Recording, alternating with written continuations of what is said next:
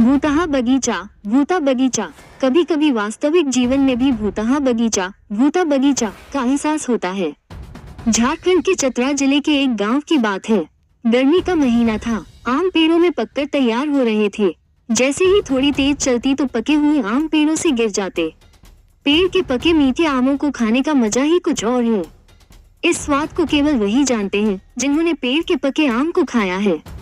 जैसे ही हवा चलती गांव के बच्चे नवयुवक बगीचे में दौड़ जाते।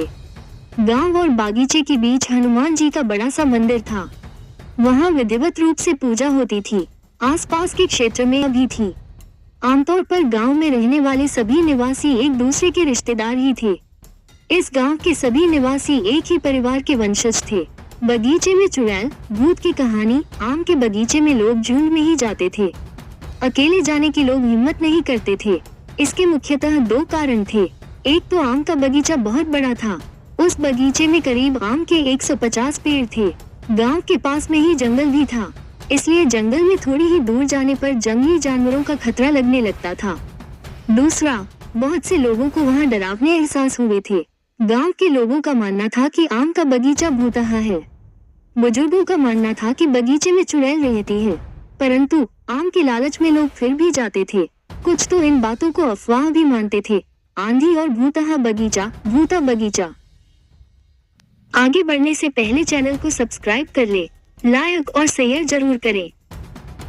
एक बार की बात है, रात के लगभग 1 बज रहे थे। पूरे में सन्नाटा था। लगभग पूरा गांव सो रहा था।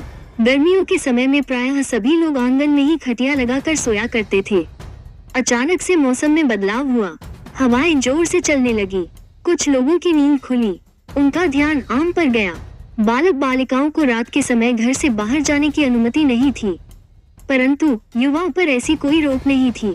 जैसे ही आंधी चली, जगे हुए युवक युवतियों भूतहा बगीचा, भूता बगीचा की ओर दौड़ पड़े। और कौन चुन रहा था आम? जब भीम वहां पहुंचा तो देखता है उसके चचेरे भाई बहन वहां पहले से आम चुन रहे हैं।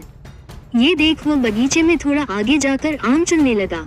तभी उसकी एक चचेरी बहन भी उसके पास आकर आम चुनने लगी। वो जब तक 2-4 आम चुनता, वो आगे के लगभग 7-8 आम चुन लेती। तभी खींचकर भीम कहता है, विधि दीदी, मैं जहाँ आम चुन रहा हूँ वही क्यों आ गई हो? आगे जाकर चुनो।